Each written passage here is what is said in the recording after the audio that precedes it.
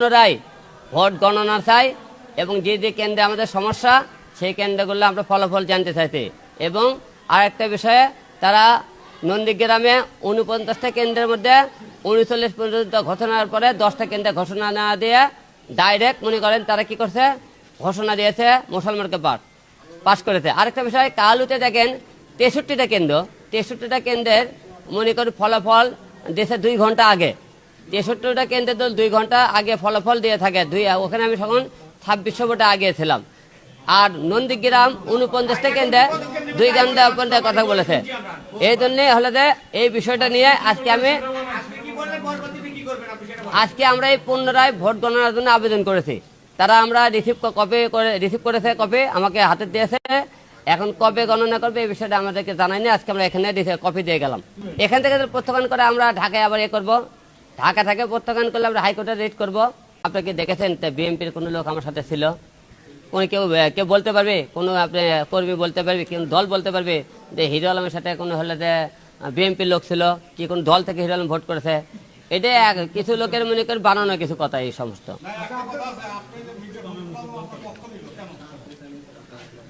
Mirza Fakhruddin sir পক্ষ নিয়েছে, বলছে দেশের সরকার এখন অসহায় হয়েছে। তা আমি তো বলেছিলাম যে সরকার না অসহায় হয়েছে, আমি হিরো আলম যে অসহায় হয়েছে সেই প্রশ্নের জবাব দেবে কে? পক্ষলে কথা বলছে। এখন শোনেন, যে কোনো দল 70 ভোটে সবাই কথাবার্তা বলে, খালি মির্জা ফখরুদ্দিন স্যারের কথা কেন বলতেছেন আপনারা? সারা বাংলাদেশের লোককে এটা নিয়ে কথাবার্তা বলতেছে। হিরো আলমের সাথে অন্যায় করা হয়েছে, সে ভোটে পাশ করেছে, তাকে ইচ্ছে করে তাকে হলে ফলাফল দেওয়া হয়নি।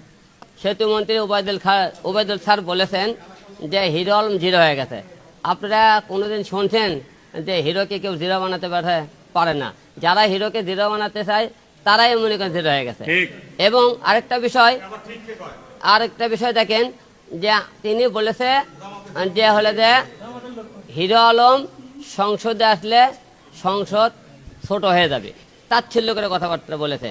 একজন মন্ত্রী যখন তার একটা দেশের জনগণকে সে কিন্তু ছোট করে কথা বলতে পারে না।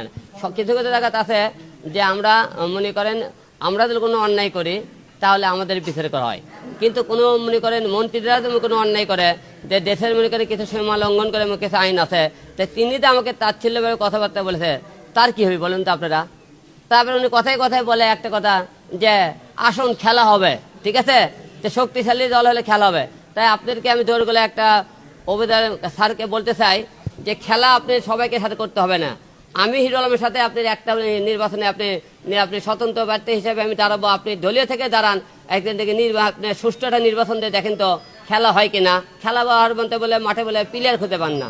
তো আমার সাথে একটি আসনে আপনি ভোট করেন তো, যে প্রতিটা কেন্দ্রে সিসি ক্যামেরা থাকবে, কোনো ভোটারদেরকে ভয় দেখানো হবে না, তা আপনাকে সুষ্ঠু একটা নির্বাচন দেখেন তো হয় কিনা।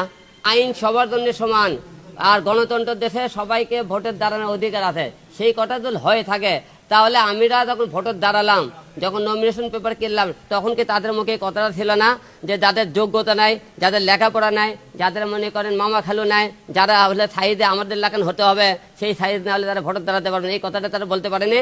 যখন যখন নমিনেশন পেপার কিনছিলাম তখন তো এই কথা তারা বলেনি যে আপনারা এই যোগ্যতা না হলে কিনতে পারবেন না। তাহলে তো আমরা ভোটে দাঁড়ালাম না। তাহলে এখন কেন আমাদেরকে ছোট করে নিয়ে কথা বলতেছে? আমি এই মুহূর্তে কোনো দলে যোগ দেবো না, আমি স্বতন্ত্র প্রার্থী আছি, স্বতন্ত্র প্রার্থী থাকতে চাই। দল কোনো টাইমে যোগ দিয়ে আপনাদেরকে জানাবো। অবশ্যই নির্বাচন করবো, আবারও সংসদ নির্বাচন করব, কিন্তু নির্বাচনের এইরকম যদি পরিবেশ থাকে তাহলে নির্বাচন করবো না। আমি সুষ্ঠু নির্বাচন চাই, যে তত্ত্বাবধায়ক সরকারের আন্ডারে আমরা নির্বাচন চাই, যেখানে সব দলের লোক মনে করেন নির্বাচন করতে পারবে। জনগণ আপনি কোনো ভয় ভীতি থাকবে না, মনের সুখে সবাই আসে ভোট দেবে, যাকে যাক পছন্দ আছে ভোট দেবে, এইরকম একটা নির্বাচন চাই আমরা।